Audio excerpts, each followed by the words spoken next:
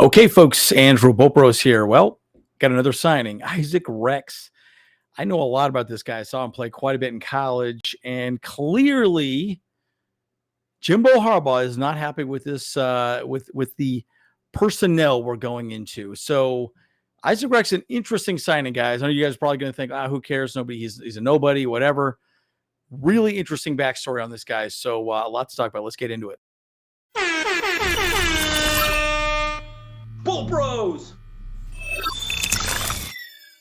Okay, folks, as always, like and subscribe if you do enjoy the content. I'm Andrew Bopros. Leave a comment down for the algorithm, right? It helps us out a lot. Again, we don't, just hit a like, make a comment, say, hey, good idea, whatever, bad idea, bad signing, yada, yada, whatever. Leave a comment, please. That sounds great.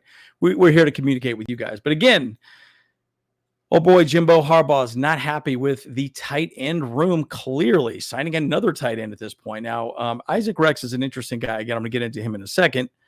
But Greg Roman clearly also was not happy with what he's seeing in the tight end room also, right? And, from the last game, I watched the entire game over a couple times versus the Rams. We did a lot of pulling, and we did a lot of interesting movement on the line, right? A lot of running plays to determine – how this offensive line is going to play, what's our running formation is going to look like. But there's a lot to be said about what we're going to try and accomplish as an offense. And clearly the tight end room still needs work. So we can talk a lot about that. But let's talk about Isaac Rex briefly. I'll give you kind of a general idea of what I think is going on here, guys, because it is quite interesting. We signed one last week, and he actually, number 44, played very well. Chargers signed Isaac Rex. Clearly went to BYU. He was originally signed by the Detroit Lions as an undrafted free agent. Very interesting story with him. Very good offensive tight end. Now, the interesting thing, I will say this. Let's talk about his intangibles. Rex is a 6'5", 247-pound tight end. He played 5 seasons for the Cougars. I'm going to talk about the 5 seasons here in a second. His most productive season came in 2020, put up 37 receptions, 429 yards, and 12 touchdowns. 12 touchdowns. Again, he left with about 112 receptions, about 1,400 yards, and 24 touchdowns his 5 years with BYU. The interesting thing about Isaac Rex, and I'm not going to show the video, but you can Google it. Isaac Rex had a horrific ankle injury in his 4th year that he suffered versus USC. I was actually watching the game live when it happened. I think you remember during that game, they were talking about him being one of the highest recruits for tight ends that year.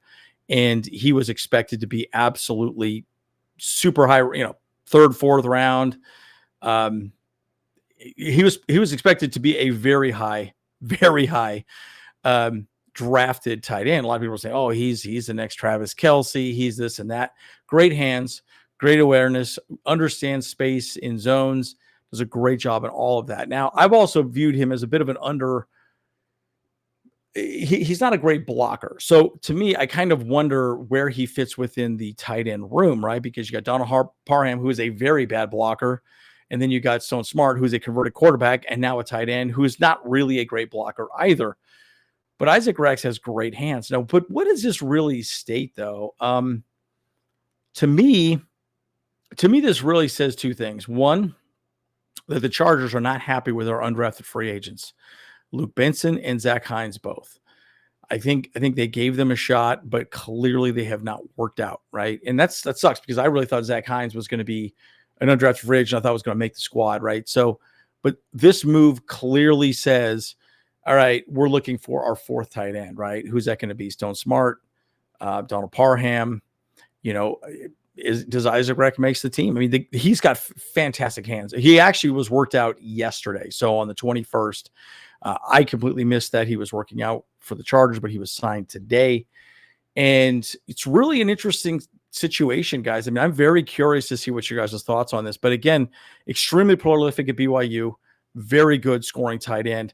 Again, below average blocker for sure. The thing is, coming out of college after his injury, he lost a step. I mean, to say he lost a step would be an understatement. He absolutely lost a step. And so you got to wonder, right? Like, can he make it on this level? So I'm very curious, guys. I'm telling you, this game is going to be crucial for him and his future, and really the other tight ends in this room as well. Donald Parham, Stone Smart. What do you guys think, though? Do you think Parham makes a team? Think Stone Smart makes a team? I mean, do you think Zach Hines? What do you think about Luke Benson? I mean, I'm clearly this is going to be a very interesting game this week to see which reps go to the most amount of people.